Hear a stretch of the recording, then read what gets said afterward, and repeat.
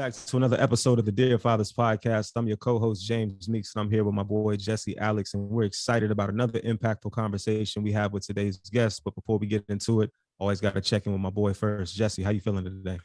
Bro, I'm good, man. You know, this season has been crazy. A lot of great conversations, a lot of great guests. I'm excited specifically about this conversation, man. This guy's on one of my favorite shows, and then we've also had two other guys from this same show on the pod. So I'm interested to see how this conversation is going to go. So I'm excited. Yeah, definitely excited about this one too, man. So without further ado, we'd like to welcome an amazing father and actor, most recently known for his iconic role as Jerome, Uncle Jerome Saint on Snowfall. Everybody, please welcome Amin Joseph to the Dear Fathers podcast. Amin, how you feeling today, bro? What up, my fellas? Yo. I'm glad to be here with y'all. Man, yes, absolutely blessed and thankful that you joined us today, man. And, you know, to get these conversations started off, we really like to take it back. You know what I mean? Like a lot of people see you on TV, see you on the big screen now, the movies you've done, the show you've done that's been iconic. But we want to get to know you and take it back to your childhood. So if you could take us back to where you from and what was your relationship like with your parents and specifically your dad growing up? Yeah, I grew up in, I was born in Queens. I was born in Queens. I grew up in Harlem. I spent some time in South Carolina. So it all starts back in Queens, New York, St. John's Hospital. I grew up around Far Rockaway with my father and my mother. They were together at the time. And yeah, it was, you know, socioeconomically, it was like I'd say middle class, not quite the Cosbys yet, you know what I mean? And my parents split pretty early, so it became a every other weekend kind of situation with my father. But he was always heavily in my life, you know, still showed up to all the teacher parent conferences and stuff, which there was a lot of because I was a bit mischievous growing up. So yeah, he would always but yeah, you know, I had a sister outside of marriage, and my father made sure that we as siblings knew each other very well and had a sister-brother relationship. So although the marriage didn't work out, my father has always been, you know, in my life. No, that's dope, man. I appreciate you sharing that. One thing I will say, man, we've had a lot of actors on the pod, and I swear everybody who's in entertainment is like mischievous as a child in school. Like, I don't know what the connection is, but like all of y'all used to get in trouble or something. But no, that's cool, man. I'm interested to know, like, you know, you say they split at an early age. At what age did your parents split? And like, how did you take that as a kid, like going from seeing your dad every day to every other week? You know, hindsight's 2020. So how I see it now definitely isn't how I saw it then. You got more tools to be able to rationalize or understand your different emotional places that you were when you were a kid. But as a kid, I didn't even realize that probably some of the behavior stuff stemmed from them breaking up, but I didn't realize that at the time. And of course you getting chastised for it just the same, you know what I mean? Getting that ass beat regardless. So it was just like, okay, just toughen up for the ass beatings and keep it moving, you know? And when I say ass beatings, I mean, you know, like spankings or what I would call whippings.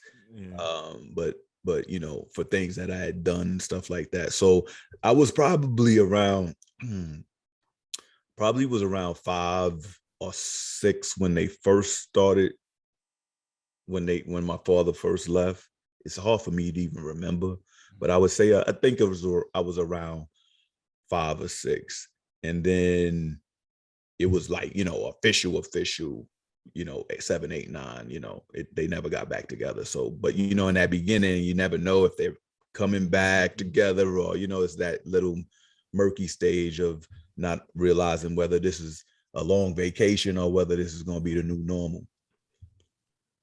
Yeah, no, I think that's helpful insight there. And I think, you know, hindsight is definitely 2020 because you're able to kind of go back now and pinpoint what were some of the things that you may have been doing or acting out or may have been caused by that situation And I think that it'll be good for people to hear this who may end up going through their own sort of breakups and things like that, and just making sure that we communicate, because I think that's a big thing that we oftentimes miss with our children is communicating actively, like what's happening with us, whether because a lot of times it's like, well, we're adults, we don't want to bring the kids into the conversation, but not knowing that what we're doing can directly impact them. So the more conversations, the more open we can be with them about that will help them as they kind of navigate life and figure out, okay, this is my new normal.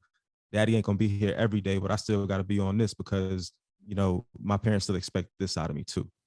Yeah, I think that, you know, it's generational too, because my parents are probably older than y'all parents. I'm just guessing, assuming. But what I'm saying is like that, you know, I know that my parents grew up with the kind of children are supposed to be seen, not heard. Like there was rules to, you know what I mean? Like these old kind of rules to things. And I know that my generation was a generation that kind of broke that and was like, you know, it was a talk back generation, you know what I mean? Now it's everything, you know, everything's on the table with kids, right? But I know that my generation was one of the first generation you see somebody talking back to somebody, you're like, ooh, oh, and they got away with that, you know what I mean? And I feel like, because my father would often say, he'll be like, yo, man, you were something when you were, you know, man, you used to give the teachers a fit. They used to do this and that. And they was always calling me down at that school. And it wasn't until recently, you know, 40, where I had a really good conversation with my father about that. And like, wait, hold on, Pop. Like, because we don't never deal with the issue that y'all broke up at that time. Yeah. Isn't it a coinky thing that, you know, that maybe this is where he'd be like, nah, man, you gave the babysitter problems too. I'm like, all right, maybe you're right. But I do think that I think that kids may not be able to communicate with the same words, but kids are definitely feeling and having emotional intelligence and know that there's something wrong, something has changed.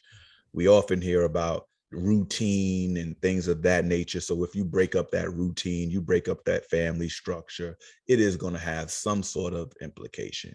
Negative, positive, who knows? I'm not, you know, a doctor, but I'm smart enough to be emotionally intelligent to know that loss is loss, and you're gonna feel it. It's gonna affect you in some way. So I remember I know you gentlemen deal with mental health and counseling and things of that nature. I remember because of my behavior issues in school, they did have me meet a therapist, guidance, besides the guidance, kind of like a therapist to see, like, because they was about to put me in like a school for boys, like, you know what I mean? Like I was going to have to go, which I end up dealing with, you know, like juvie and stuff like that. But they saw it, and my parents did have the wherewithal to be like, let's go let them talk to somebody. Let's see what's going on. And I remember at the time I've been an actor for a long time. So I remember like going to see the guy and was like, I'm about to be on good behavior because I don't know if they about to take me from my parents or something. So let me just be chill here. And you know, I remember the highlight of that is the therapist took me to get some ice cream. But you know, like I said, kids don't know, you know, I don't know. And I don't really remember if I was opening up at that time or just trying to say the right things. But, you know, this is all a part of a breakup and all a part of just the family dynamic. And because I think unless your father is abusive or something like that, which my father never was, he was a loving father, spoke courage and spoke promise into me. Told me that he loved me often, would coach my baseball teams, and, you know, was just really, really hands-on, part of the father committees at my school. And, you know, it just was probably the home dynamic of like, you know, of once you get home, it's just you and mom, you know? And so, yeah. That makes a lot of sense, man. Appreciate you jumping in on that for us. So kind of going a little bit further into, you know, you said you've been acting for a long time. So we wanted to know, when did you first realize you wanted to be an actor? Like, was it when you was being bad as hell back in school and entertaining people, or what happened there? That's when my father would say, "Hey man, all them alligator tears." I mean, I did start acting when I was parochial school, like elementary. But I probably didn't know I wanted to be an actor until high school, when I started looking and seeing that certain sports wouldn't work out. What would I want to do as far as going to college? That's probably where I started realizing, around the 10th grade, 10th, 11th grade, that, like, you know what, this is something that I could do. And as long as I work toward it, I could get better. And it doesn't have the same shelf life that, let's say, sports or other things may have. No, that's solid, man. And even at that point, like, it's kind of crazy, like, to think, like, all right, in 10th grade, you started to think, like, all right, I wanted to be an actor. So I feel like most kids is like trying to play sports and doing XYZ, but you said that wasn't working out for you. But like, in that time frame, like at school, did you guys have anything going on where they had, like, you know, plays that you jumped into? Did you? Okay, like, what was that They like used for to you? call me They used to call me Actor Man. They I went to an all boys Catholic school called Rice High School in Harlem, and yeah, they used to call me Commercial Man, because I used to do commercials and stuff. One of my coaches had put me on had introduced me to an agent that would send kids out for like sports stuff. So I played ball and stuff. So it would mainly be basketball auditions or commercials and stuff like that. And I grew up in the world famous Apollo Theater, National Black Theater, Harlem. So, I had that theater, if there was any time they were reenacting Marcus Garvey, it was Amin doing it. You know what I mean? If there was a speech by an excerpt by Malcolm X that we got to do for, Black History Month, is Amin up there. If we doing anything, bro. If they were doing Jesus nailed to the cross, is Amin. You know what I mean? So Actor Man. Yeah, Actor Man. So you know how you get your nicknames in the hood, you know what I mean? And like, oh, this actor in the face dude, he be on the commercials, commercial man. Commercial man. Nah, for real. No, that's solid, man. So like, let's fast forward, man. Like I said before we got on this call, Snowfall is one of my favorite shows. Like, I love the show so much, man. Been watching it from jump. So let's fast forward to, like, you getting the role on Snowfall. I want to know what that was like. And like, I want to also know, what you were doing right before. Like, were you in anything else or had anything else going on? Like, what was kind of that journey like in getting that role on Snowfall? Getting the role, it had come around this particular project. There was another iteration of it. So this was my second time sort of being in the mix for it. And I went through the audition process. They have callbacks and you meet with directors and producers and all that. And I went through that. I did chemistry with Damson and Angela, were the two people I did chemistry with. And then you wait for a while, and then finally a deal is worked out, and I became part of the cast. So that was kind of like the way that it unfolded.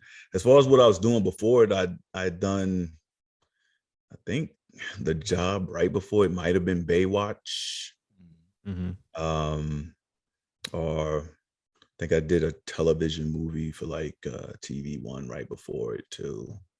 But I'd done a few things that year. And I think I may have done Dope around that time too. So those were kind of some of the projects that I was doing right before Snowfall. Now, going into Snowfall, I know you, there was like one iteration of it from a pilot standpoint that came back, did another version of it. When you guys kind of finished up the pilot as we saw it, as an audience, did you feel like we got one, or is you still like, I don't know what this is gonna do? Yeah, I didn't know what it was going to do. I've been through, I've been through some pilots before and stuff like that. I've been through shows that I thought was going to go.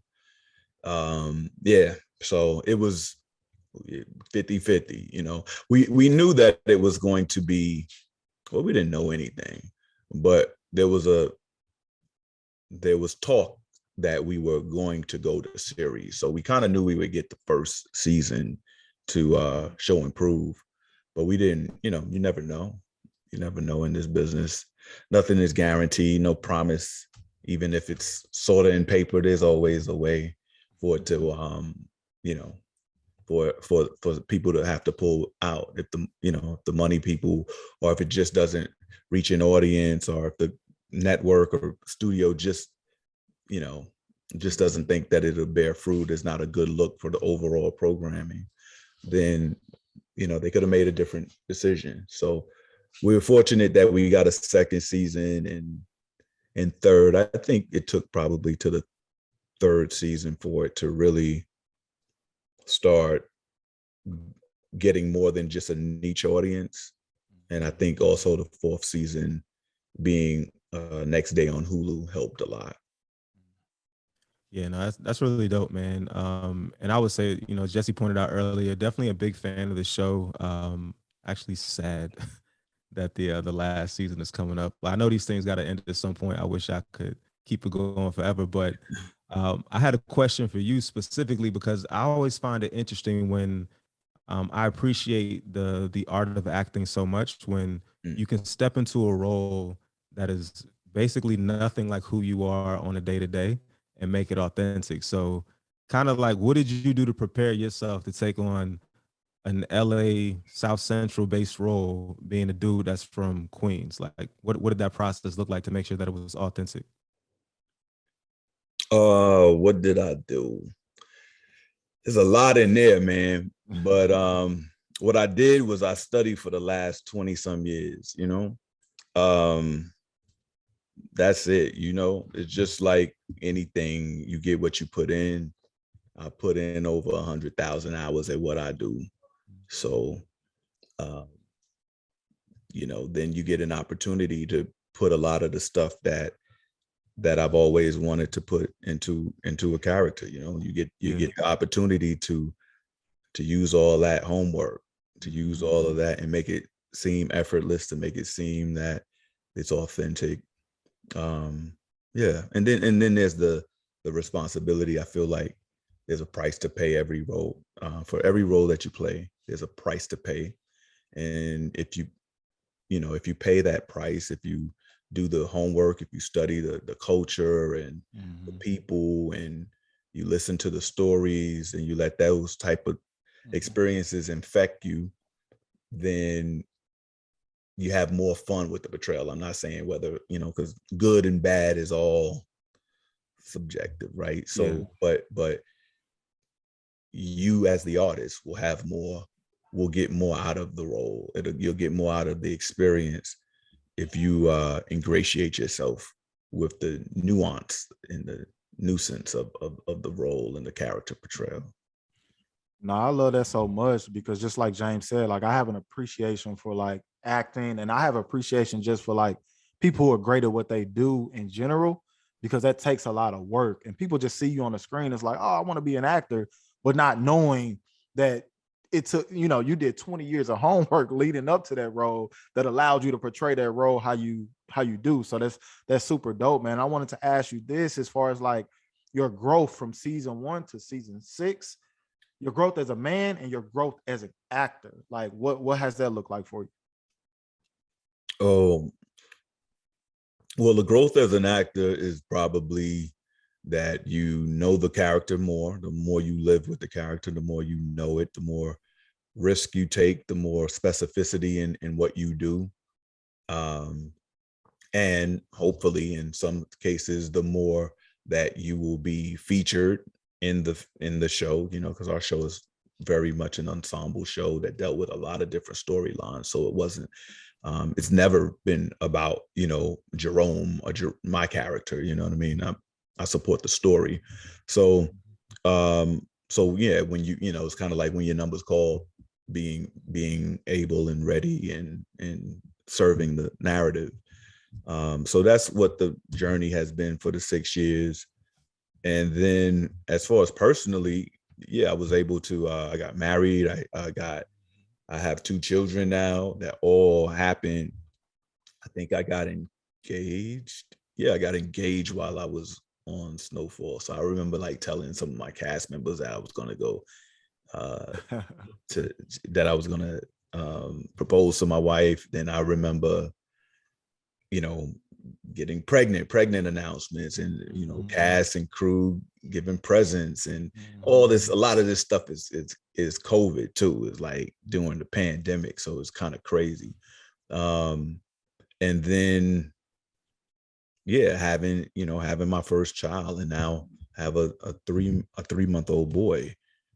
So we're still, you know, I've expanded a lot as a man of just as far as family during Snowfall. Yeah. That's really dope, man. To just, you know, hear about your growth as a man, as a father, as a husband. I think all of that's amazing, and it's amazing too that you've been able to navigate all of these changes in life and still like it appears graceful from our standpoint. Of course, we don't know the ins and outs of what happens on a day to day with you, but it appears very graceful that you've handed the That's growth so there. funny. But A lot of people say that, and that is something that I think I don't know where that come from. Like, what makes you say that? Because what makes you, because a lot of people will say like, oh, you seem like, you know, you got the career and family, so it seems as though you're still down to earth. You're still, is that something that have we had so many bad experiences with actors or entertainers that we feel like they are no longer reachable, that we say that? I think the media has given us some of that, right? When you think about, you know, we ain't never seen you on TMZ. We don't see you on the Shade Room. You know what I mean? So we don't Got see it. you portrayed in these negative lights. But your star has continued to shine brighter, you know, every year over the last 6 years. So I think it's part of that, man. And I think that's also part of why we like to have these conversations that we have on our platform, is because we don't ever really talk about, even if somebody does have drama, we don't ever really bring that type of stuff up, because we really want to get to know you, the human, what you have going on. We understand like everybody goes through something, but in your case in particular, it just seems like you've always had it together. And if you were cracking, we don't know, because you hold it together when you're in front of the cameras and walking around doing interviews and things like that. So I just think Yeah, it's great that you've been able I to would carry say yourself. thank you for breaking that down like that. Thank you for breaking that down like that. Because I don't think that enough credit is given sometimes, in whether it's in work or in family. Sometimes people just expectation. We expect people to be good fathers. We expect men to be good fathers. We expect husbands to be good husbands, right? We expect that if you have a job and you're a professional, we expect you to be professional. We expect you to show up on time. We expect you not to get DUIs, and we damn sure expect you not to have domestic violence. And we expect, these are expectations, right? But you're right. A lot of times the attention is put on the people that are perpetrating these type of faults, that have these faults, right? And people fall, and people, you know, deserve a right to be able to get up. I do believe that people deserve second chances. I'm a product of second chances. I told you how I was when I was a younger man. So, but it is kind of cool to celebrate people for just being the good, decent people that they are in life, you know, because the negative does get so much more attention, for good or bad reasons. I will say that our cast, that's one thing I like about Snowfall, is that it's not just me. You've never seen anything with our entire cast. Like our main cast, starting from and leading with Damson Idris and, you know, Isaiah John, Angela Lewis, Michael Hyatt, Carter Hudson, Sergio. Like there's nothing.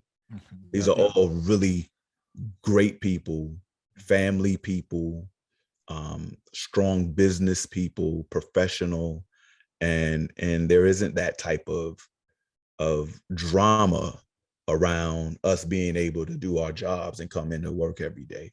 And that is it's a privilege to be in that situation. So it is something that you kind of want to talk about and kind of exalt, because it's not the norm all the time, you know, and usually other people that act out in different ways get that attention.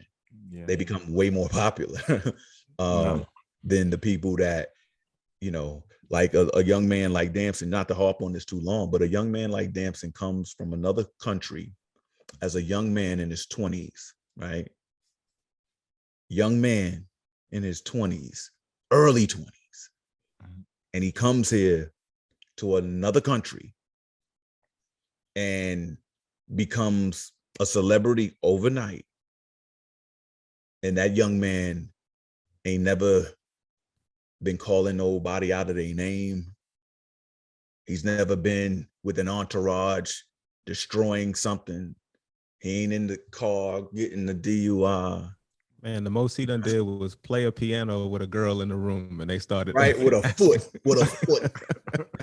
a piano key and a foot, right? So you get what I mean, though?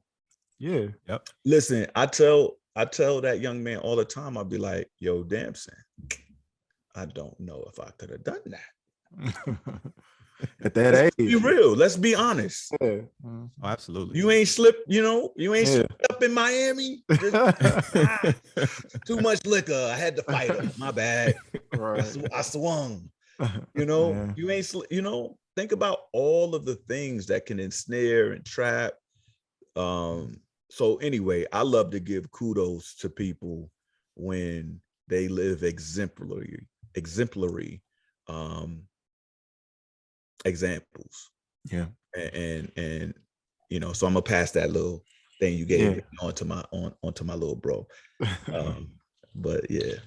Nah, that's solid, man. And you know, our platform is to give flowers to people like yourself who are living it, who are doing it, thriving in it, man. And you know, like me and James both said, man, Snowfall is one of our favorite shows.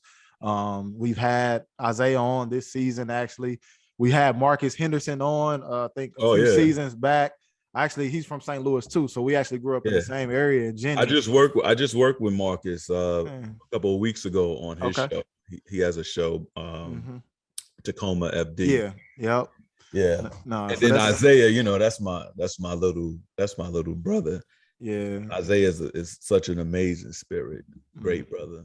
For sure, man. And you know, love everything that y'all are doing. I hate that Marcus not on the show no more, but it just had to go how it went, man. But you know, we want to kind of, you know, push the conversation to what we really came here for, man. We want to know, who are you as a dad, you know, a father of two, you know, what's that look like for you on a day-to-day? Who are you as a father? As a father, I am ecstatic. As a father, I'm a teacher, but I also learn a lot. I learn a lot about myself. I learn a lot about my wife. I learned a lot about my parents. You learn a lot about your parents as you become become a parent, and you realize a lot of the sacrifices in a different way. You can see it now. It's them old things when they be like, wait till you have your own, you know. You get really that's not. I used to look at that and be like, oh, that's a threat. You know what I mean? You know how some parents is. My pops used to hit me with that one, like, yeah, you know, it's almost like when you get yours, I hope they put you through the same thing that you put me through. And I used to look at that as a threat and be like, all right, if that's a threat, then I'm gonna be able to handle it. But truthfully, it's not a threat. It's a promise. No, that it's just a wonderful thing to be responsible for the safety of a developing person that one day will be full-bodied enough that they can handle this themselves. So your responsibility is really to give them the tools that they can go out in the world and be the full potential that they are. That's really a remarkable responsibility. And so I take it as such, and I can have fun with it, meaning I can learn some stuff too, because I'm just supposed to be some guardrails and put some good codes down and tell my story, let you know, be in close proximity, you know, not that you ain't gonna bump your head, but but to be there and not to hold the responsibility as not to use that responsibility that you have over your child as a weapon, not to weaponize it, but to show a lot of love and patience and let somebody figure it out, and express themselves. That's what I've been learning, but I only have a 4-year-old, and a 3-month-old. So I got plenty of lessons, plenty of head knocks to come. You feel me? You definitely have a lot of that to come, but congratulations on both your kids, and specifically your new baby boy. And then I want you to take it back, man. We have a segment we usually do. It's called Dads in Delivery, where we really try to get into the mental and the physical mindset of a man when he is about to have his first kid, because we oftentimes talk about the woman and what she's experienced, and that's what they go through in the delivery room is nothing. I mean, it's like it's they out there, ours is like right here somewhere on that, but nobody talks about what it feels like for us. So take us back to your feelings physically, mentally, emotionally in the delivery room as your daughter was being born. Yeah, it really is a sobering, spiritual. There's certain things that men go through in life that you're sort of helpless to, in a way that you've never been helpless to it ever before. One of the more traumatic situations like that is actually having a miscarriage. Helpless, pretty much the helpless I've ever been in my life. Just you're giving it to God. It ain't nothing you can do. And so many of us as parents deal with, even if we do have a child, that there may have been complications and things where it's just you giving it to God. It may come out one way, it may come out the other. You're going to have to deal with that in the long run. But in that moment, it feels pretty helpless, especially as the man, right? Like, it's not, you know what I mean? Like, so as far as like the delivery, I don't know. You passed out. I probably was like, here. So I got a story for y'all. So what I do know is I'm gonna tell brothers, just eat. I don't like giving advice, but eat though. Like take care of you. But I mean, don't be selfish, because for the dudes that you gotta say that to, eat. For the dudes, other dudes, chill, don't eat, because sometimes guys ain't focused enough anyway. Don't eat in the room though, because she can't eat, and that's a problem. They can only have a little. Yeah, they only on the ice and all of that. So both times and I guess that's just my nervous thing. Like sometimes before an audition, I gotta go to the bathroom. like right before they audition. Like they'd be like, "You're next up." I'd be like, "Chill, I'm good." "Okay, you're up." "Oh, wait, hold up, I gotta go to the bathroom." My stomach's weak right now. So I think I may have that same situation with delivery, because the minute is like the contractions start hitting at like 5 minutes apart, 10 to 5, I'm hungry. And I'm not hungry for like run downstairs. I'm like, man, what's that chicken and waffle spot that's off of you think I can make it? So both times, the last time wasn't chicken, but the first time it was chicken. And like, and it always is kind of like, because my wife had to get an epidural, so she was kind of calm, so it's like, oh, she good, like I could just shoot down. And I came back with the chicken and try, and now the actual doctor is there, and we're getting ready to start the real work, which is pushing, and we've timed the contractions out. It's go time. So yeah, I'll leave that as a little funny thing for me, is that that is part of my thing. I like to get something to eat. I don't know why, right when them contractions is getting closer and closer, because I haven't eaten, since the morning or night. I've gotten there and tried to take care of the room and put the little, you got little jobs when you're that support system. Is like, oh, let me make sure the aromatherapy in the room is good. Baby, you want the music at a little, what you want to hear, need that little back rub, or little, but not, you can't do that main thing, you know what I mean? And to see that delivery is just amazing. It's amazing every time to see. And of course, I got the phone up and all that. The doctors is like, you can't do that in here. Like, okay, sure. Still getting it. And yeah, it's just a beautiful, there's nothing like it. There's nothing like seeing your child delivered. There is nothing to compare to it. It's really a spiritual moment. And yeah. And then from there on, it's like, oh wow, this is my oh, y'all gonna let us leave with them? Like, you sure?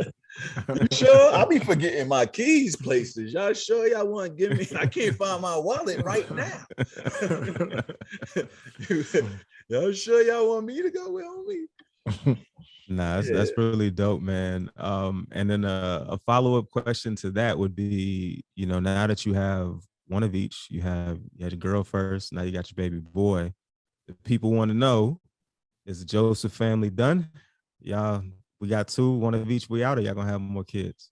I don't know. I would think my wife would be like, no, because it's 3 months. But one thing I do know about women, it's some weird, like, nature has some weird way of kind of making them forget what they went through. And they be like, oh, I want to.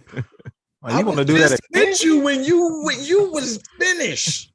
It was done. You was nah. So yeah, I don't know. Nature has its way. So I don't know. I like to always leave all possibilities for everything open. You know what I mean? Like, I didn't know I would have to. I'm ecstatic and blessed. And my life is forever changed. So I don't know. I know I would be happy just how I am, and I know I would be happy if circumstances change as well. That's cool, man. We definitely wishing you the best, either way. And if you do, have another one, man, like you're telling everybody else, make sure you get something to eat still. So I'm not. I'm gonna wait. But that's my thing. You know what I mean? That's your daddy gonna leave when All right. No, in all seriousness, no, man. Like, you as an actor, being an actor is already like a stressful job, I would assume. It seems very rewarding, but there's a lot of work that goes into it, a lot of time that's taken away from you. And being that you got married and had children in the midst of this iconic show going on, I wonder how did you balance that, right? Like, as an actor, you probably already had your routine when y'all film, being on set. Like, how did you balance then adding in that husband father aspect of kind of what you do? Like, what was that like? What was that change up like for you? I'm still learning it, Mm-hmm. it's difficult. I just finished, like I told you guys before we came on camera, that I just left Chicago and I'm doing a project there. Mm-hmm. So I was away from the family. My youngest is 3 months, so like traveling ain't really a thing here. Mm-hmm. So yeah, that's difficult. That's difficult. That's difficult trying to an actor's schedule. Like, my schedule can send me to another country or another state. Mm-hmm. It also could have me in the same city working, but working hours that I can't really be a father. And you know what I mean? Like, I can't. And then there's the material. So it matters the material. Like you said, I know this character, I've been working with him, but if you give me a few episodes where I'm going through something, let's say that's traumatic, that's shocking, or that just takes me to a different place emotionally, turning that on and off isn't the best way for me to go about. I need to live. I need that to linger. You know what I mean? So let's say I have a week of work and it's really tough, emotional work. Then it's not the best work environment for me to have that on, come home, take it off, wake up the next morning, put it back on.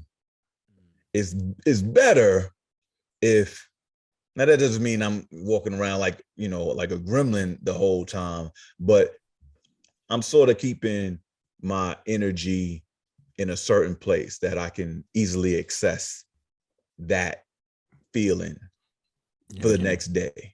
Because it's already enough that I got to take it off between takes and to go home that we had to wrap for a day. You know what I mean? Very much so. I got a theater background. So shoot, if I could have lived on the set and lived in that moment, I would have rather that, because now I'm really, you're not getting off of me what's on me, So yeah, coming home and then going, Daddy, right. That's been interesting. But you learn we're adaptable as people and as artists, and you learn to annex that and deal. But given the choice, especially for that type of work, seclusion. And then that's the type of stuff that also starts influencing you for the type of work that you do too. It starts making me like, yo, I want to do some kids stuff. You know what I mean? Because then I don't got to step out of, if anything, it becomes a benefit of having children, with the lighter stuff. Yeah. And that's cool. And I want to ask this, because, you talk about it being such a layered thing and kind of stepping into a character and then having to step out and doing, X, Y, Z. Like you mentioned earlier in the conversation, when you were in high school, seeing a counselor / therapist. As we talked about before we got on this call, like we're really big about mental health here with our Straight Mental initiative.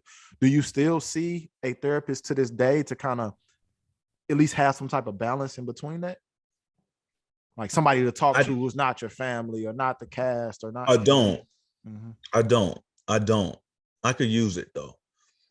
I could use it. I could use it because I do say that, is a way to get in a character and a way to get out. It's a price to get in, and then there's a price to get out. And I don't know if all the time you're able to separate that, or at least you think you are, right. but you know what I mean, but someone else may see the residual of something on you.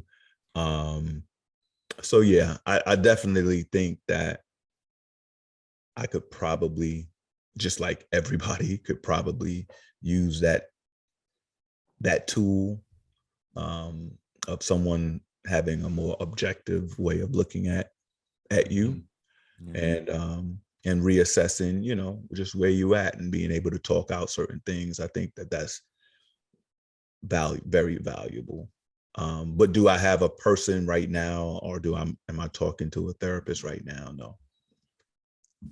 That's understandable, man. Like I mentioned before, man, our platform, we're focused on helping Black men in that area. So we have a network. We have networks of guys, Black men, Black women in LA. So, if you ever want to tap in, just hit us up, man. We can connect you with somebody, even if it's just to have a conversation, man. We always are supportive in that space. So just I'm definitely open to it. So I'll do that. That's dope, man. And then so one other part about this, the fatherhood segment that we like to do is it's something we call Dear Father.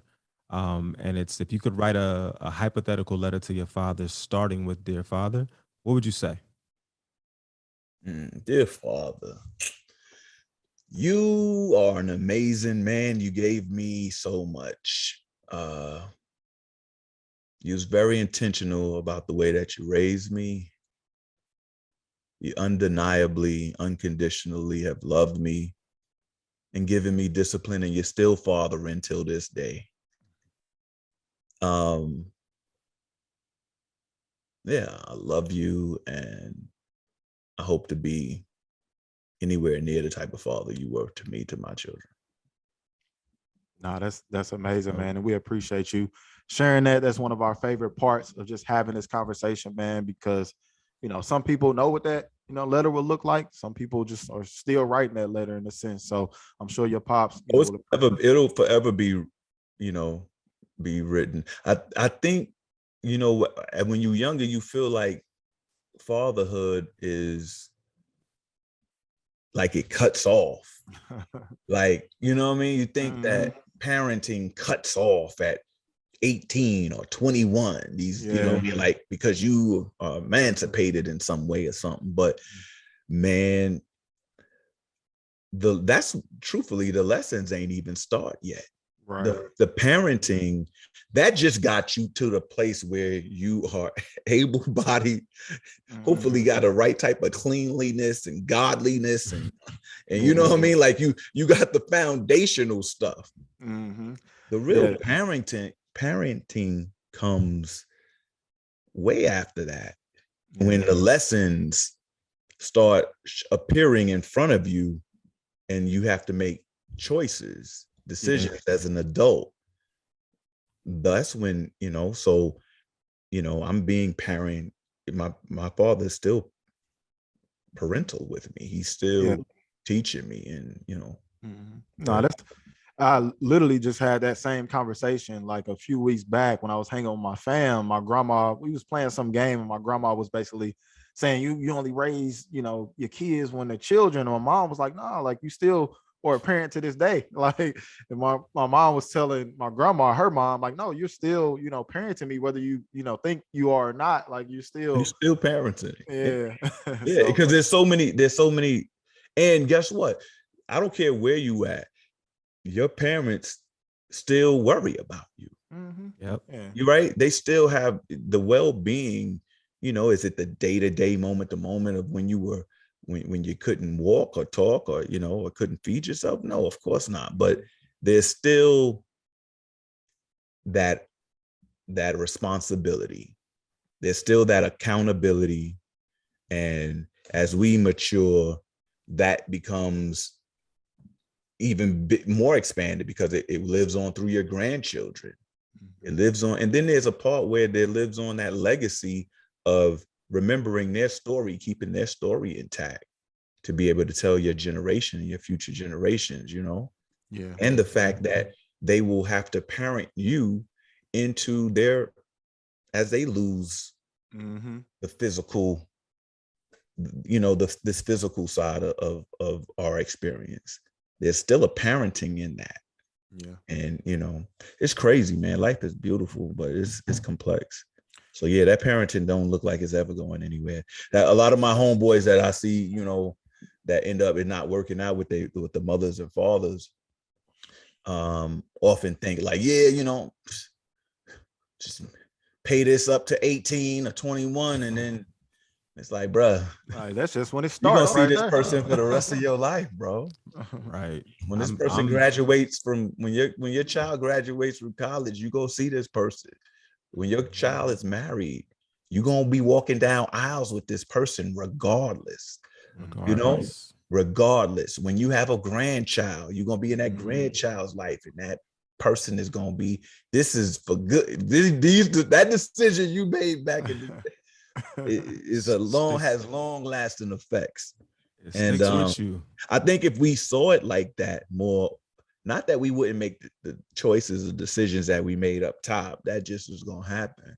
But I think we would treat the relationship with the significant other that is no longer significant or seemingly non-significant, that they aren't, that they still are significant, and that treat it with respect, because it's going to be a relationship that's going to have to endure for the mutual thing that you love still, Yeah, for sure, man. No, that's definitely all facts there. And, I feel like this has been a very impactful convo, getting to learn about you as a Black man, a father, talking more about Snowfall, your career, how you got started, your upbringing, man. This has been therapeutic for me to learn more about you. And I say that all the time on this, but that's really what it is for me, is like being able to learn about somebody that I'm watching on screen play this amazing character. Now I know more about who you are as a human being. And I think, that's the most important thing, or why we started this podcast, is to humanize guys like yourself, because like we said earlier, people don't normally ask you, about who you are as a Black man or father or mental health and the balance of it all. So we appreciate you for opening up and, just, being transparent about your journey. But before we get out of here, man, we want to kind of lighten the mood a little bit with a few rapid fire questions, man. Like, we're going to give you a this or that. You got 5 seconds to answer them. And we're just going to kind of keep it moving. So first one, Brooklyn Nets or New York Knicks? Come on, the Knicks, man. Knicks. You want KD to go to the Knicks? No, I'm just playing. I do. Who you like? You want KD too, right? Who you like? Who your team? Don't ask him his team. Don't ask him. I do have a KD's to the Lakers though. He switched teams. He ain't got no team. Oh, he one of those. I grew up a Lakers fan. So you're a Lakers fan. I'm a Warriors fan. No. See, I don't just ride with logos on jerseys, man. The teams change, the ownership changed. Like, You're a Warriors fan now, celebrating bro. the ownership, bro. Man, you ain't never changed no team because of the ownership, bro. Man, I changed my team based on the players on the team. If I don't like the players, you started. All right, based on the hard times they going through. That's basically. Yeah, man. I'm out of there. 5 years, y'all ain't doing nothing. All right, I'm out. But no, I commend y'all. Knicks fans, and we hanging tight. We taking our lumps. Yeah. All right, keep it going, man. Training Day or American Gangster? Training Day. All right. That's okay. So a better leader on Snowfall. Who's the better leader, Louis or Franklin? The better leader. They both want to be at the top. I'm not answering that. Jerome, okay. Okay. I'm not answering that. Football one, man. Lawrence Taylor or Aaron Donald? Woo. LT. But LT. Dang, that's nice. That's a tough one. Yeah. Jay-Z or Nas? Ooh, you disrespectful today. I'm gonna go with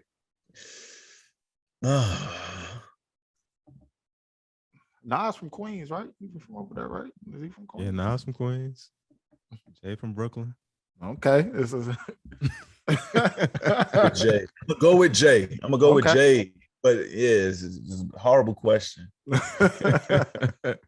nah, that's dope, man. I think you can't go wrong with any of them answers. We like to put you on the tough spot, make it hard for you, but definitely appreciate you joining in on that one. And then to kind of get it wrapped up, man, as Jesse said, we enjoyed the conversation, but we want you to let people know how they can follow you on social media and tell them what's next for you. As far as social media, Amin Joseph, AminJoseph, pretty much wherever you at, I'm probably there. And then next for me is I have a film coming out this weekend called The Royal. It's about this baseball player named Willie Mays Aiken. He played for the Kansas City Royals back in '80. They went to the World Series. He hit back-to-back home runs in the World Series in 2 separate games and has a record for that. His bat is at Cooperstown in New York. I was able to actually touch it. But a few years after that, he got the largest mandatory minimum drug sentence for a professional major league player. 24. He was sentenced to 24 years in prison for selling rock cocaine to an undercover police officer. The film is about him coming back to his, serving his time after prison reform. He got out in about 12 years, and him rededicating his life to the right things, God and family, community. So it's a film about second chances and redemption. It's called The Royal. You can catch it on, VOD platform. It's in some select theaters if you're in the right cities this July 15th. Oh, it's dope, man. Definitely got to check that out. We love to hear about anything, guests are doing and what they have coming up. So, of course, we're going to support the movie The Royal this weekend. Also going to be supporting Snowfall. We can't wait to see what y'all have in store for this next season. Like I said, it's bittersweet. Knowing it's the last one, man, but definitely excited to see what y'all cook up because you haven't let us down up until this point. So, again, bro, I just want to say thank you for tapping in with the Dear Fathers podcast. Really appreciate you. Jesse, you got anything you want to finish up with? Nah, man. As I said before, man, I'm happy to have this conversation today and learn about you, man. Definitely grateful, and gonna continue to support, watch everything that you're on, and like I said, just want to give you your flowers today, man, and praise you on being just a great actor, but then also being, a great father and husband as well. So we salute you. Love. I'm Aya Temeti. I'm sure you've heard the saying, but it really does take a village. That's why I chose Kinley, a financial services company proudly built for Black America. Together, we create solutions. Go to BEKINLY.com to download the app today. Standard data rates from your wireless service provider may apply. The Kinley Deposit Account is established by Central Bank of Kansas City, member FDIC. The Kinley Visa Debit Card is issued by Central Bank of Kansas City. Consult the deposit account agreement and fee schedule for complete details. Time is money and I'm working on that richer meal. It's up to me to drop the ball like I'm